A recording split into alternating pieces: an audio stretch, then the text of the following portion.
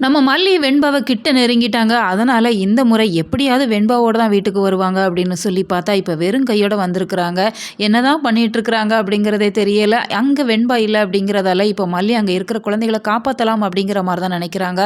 மல்லி ஒரு நல்ல விதமா நெனைக்கிறாங்க அப்படின்னு சொன்னாலுமே, அங்க இருக்கிற ஆபத்த அவங்க உணராம பண்றாங்க அப்படிங்கிற மாரி தான் தெரியுது. ஏன்னா தனியாளா அந்த குழந்தைகள எப்படி அவங்களால மீட்டு கொண்டு வர முடியும்? அங்க ரவுடிகளும் இருக்கிறாங்க. இன்னொரு லேடி கூட தான் போயிட்டுருக்கிறாங்க. அந்த லேடியுமே ரொம்ப ரொம்ப பயப்படுறாங்க.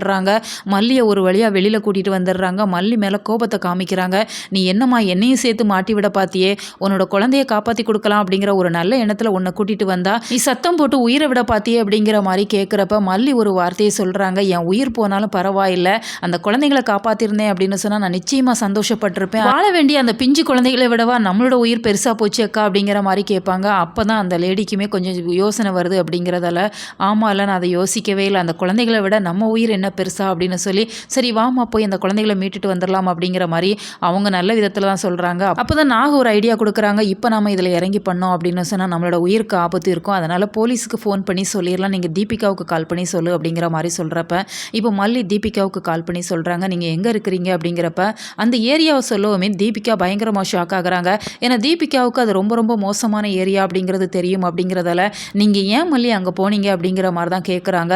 "இங்க நெறைய குழந்தைகள அடைச்சு வச்சிருக்கிறாங்க அப்படிங்கிற மாரி எனக்கு தகவல் வந்துச்சுது. இங்க வெண்பா இருந்தா நம்ம மீட்றலாம் அப்படிங்கிற மாரி தான் நான் வந்தேன்" அப்படிங்கிற மாரி சொல்றப்ப, "நீங்க அதெல்லாம் ஒண்ணும் பண்ணாதீங்க. நீங்க வீட்டுக்கு வாங்க. நான் என்னோட போலீஸ் ஃபோர்ஸ வச்சு அந்த குழந்தைகள நான் மீட்றேன்" அப்படிங்கிற மாரி தீபிகா இப்ப நம்பிக்கை வாக்குறுதி குடுக்குறாங்க. அந்த இடத்துல நம்ம வெண்பா இல்ல அப்படின்னு சொன்னாலுமே, தீபிகா எப்படி நம்ம வெண்பாவ மீட்க போறாங்க? ஏன்னா வெண்பாவுக்கு இப்போ ஊசி போட்டதுல அவங்களுக்கு ஃபிட்ஸ் வந்துடுச்சு அப்படிங்கிறதால, ஏதாச்சும் ஒரு ஹாஸ்பிட்டல்ல அட்மிட் பண்ணியே ஆகணும். அதுவும் அந்த குழந்தை தான் வேணும் அப்படிங்கிற மாரி பார்ட்டி சொல்லிட்டாங்க அப்படிங்கிறதால, இப்போ ஹாஸ்பிட்டல் கூட்டிட்டு போறாங்க. ஹாஸ்பிட்டல் கூட்டிட்டு போறாங்க அப்படின்னு சொன்னா, நிச்சயமா தகவல் போலீஸுக்கு வரும் அப்படிங்கிறதால, தீபிகா விரைந்து நடவடிக்கை எடுக்க போறாங்க. வெண்பாவ மீட்க போறாங்க அப்படிங்கிறதால, அப்கமிங் சீக்வென்ஸ் நிச்சயமா தரமானதா இருக்கும் அப்படின்னு சொல்லி தான் எதிர்பார்க்கப்படுது. உங்களோட கருத்துக்கள் என்ன அப்படிங்கிறத மறக்காம கமெண்ட் பாக்ஸ்ல சொல்லுங்க. மேலும் இது போன்ற வீடியோக்களுக்கு நம்ம சேனலை சப்ஸ்கிரைப் பண்ணுங்க.